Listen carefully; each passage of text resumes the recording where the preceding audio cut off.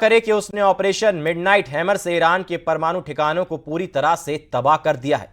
लेकिन रूस ने डंके की चोट पर दावा कर दिया है कि ईरान के एटमी ठिकानों पर किया गया हमला पूरी तरह से फेल हो गया है।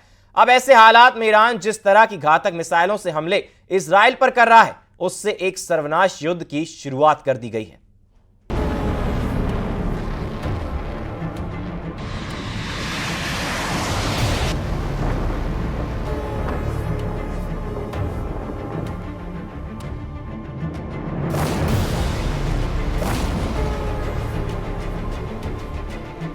على ما مهاجم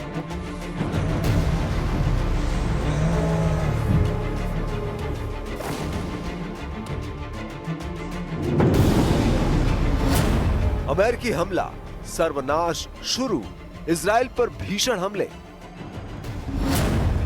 इजराइल ईरान युद्ध का 10वां दिन एक भयानक युद्ध में बदल चुका है। जिस तरह से अमेरिका ने अपने B-2 बम वर्षकों से ईरान के 3 एटमी ठिकानों नतांज, इस्फहान, फोर्दो को तबाह किया है, उसने ईरान को पूरी तरह से बेकाबू कर दिया है। हालात ये है कि अमेरिका ने सुबह 4:30 बजे ईरान पर हमले किए, जिसमें B-2 बम वर्षक से 30 टन बम अकेले ईरान के फोर्दो परमाणु ठिकानों पर बरसाए गए, जबकि 30 टॉम क्रूज मिसाइलों से ईरान के नतांज, इस्फहान परमाणु ठिकानों को अमेरिका ने तबाह कर डाला।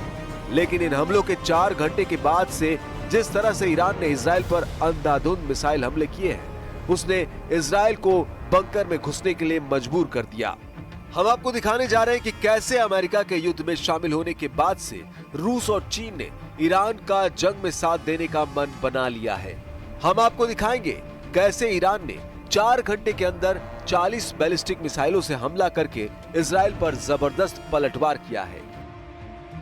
आप देख सकते हैं कि जो रेस्क्यू ऑपरेशन की टीमें हैं वो यहाँ पे पहुँच चुकी हैं और ये ऑपरेशन लगातार यहाँ पर चलाया जा रहा है। और यहाँ पर जो मूवमेंट दिख रही है वो एक तो इजरायली डिफेंस फोर्सेस की दिख रही है। आप जिस तरीके से देख सकते हैं जो रेस्क्यू ऑपरेशन के वॉलंटियर्स हैं वो भी कुछ हैं, लेकिन ज़्यादातर यहाँ पर इजरायली डिफेंस फोर्स ही ऑपरेट कर रही है। और काफ़ी मशीन्स यहाँ पे इर्द गिर्द देखने को मिल रही है जिनसे मलबा हटाया जा रहा है। ये देख सकते हैं आप, ये वो मशीन्स हैं बड़ी बड़ी जिनसे यहाँ पे उस जगह का मलबा हटाया जा रहा है जहाँ पे ये मिसाइल हिट कर गया है, जहाँ पे ये मिसाइल गिरा है। और मैं दिखाने की कोशिश करूँगा, यहाँ आप देख सकते हैं किस तरीके की अफरा तफरी है।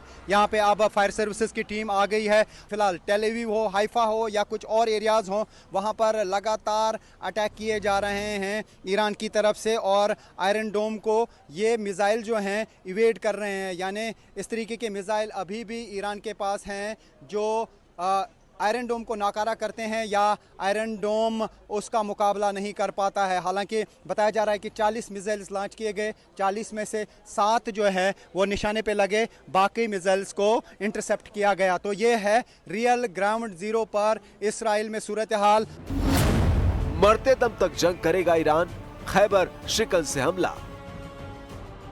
अमेरिका ने ईरान में 3 परमाणु ठिकानों पर हमला किया है। ये ठिकाने फोर्डो, नतांज और इस्फहान है।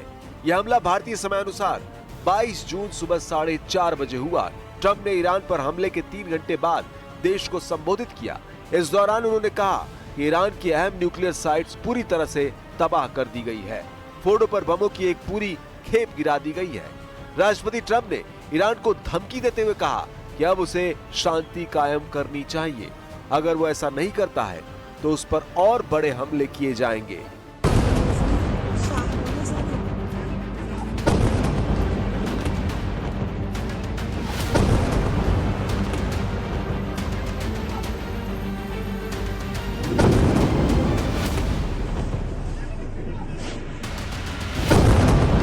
The U.S. military carried out massive precision strikes on the 3 key nuclear facilities in the Iranian regime: Fordow, Natanz, and Esfahan.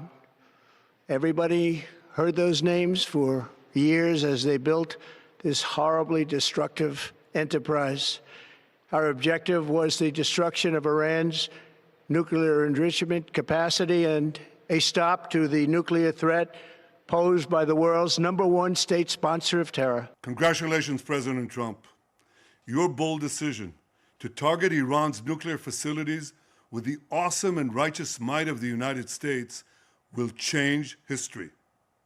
In Operation Rising Lion, Israel has done truly amazing things.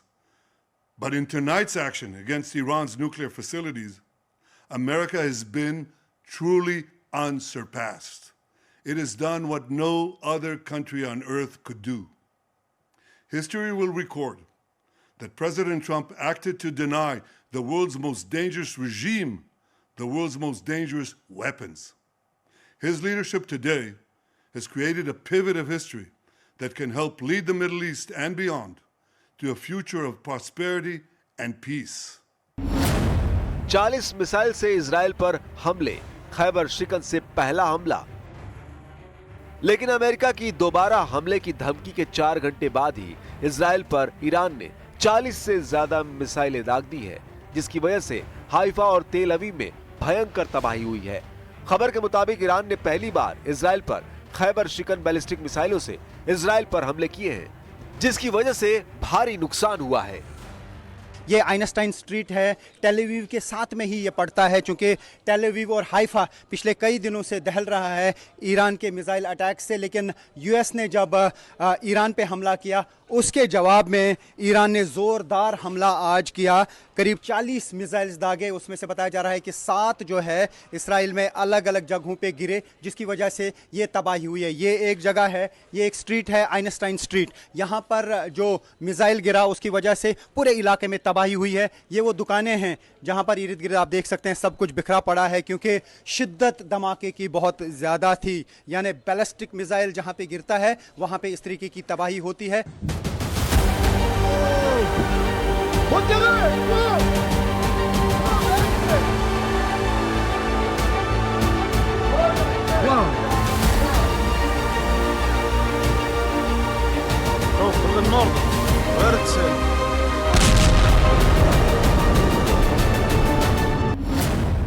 Netanyahu का दावा, जीतेगा Israel, Iran का 20वां हमला शुरू।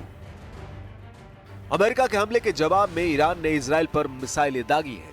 Islamic revolutionary guard corps यानी IRGC ने कहा कि उन्होंने इजराइल पर सबसे बड़ा अटैक किया है और 14 अहम ठिकानों को निशाना बनाया है। वहीं टाइम्स ऑफ इजराइल के मुताबिक हाइफा और तेल अवीव के मिलिट्री और रिहायशी ठिकानों पर ईरानी मिसाइलें गिरी हैं। इजराइल में अब तक 86 लोगों के घायल होने की जानकारी सामने आई है, जबकि 1 से ज्यादा की मौत की भी खबर आ रही है।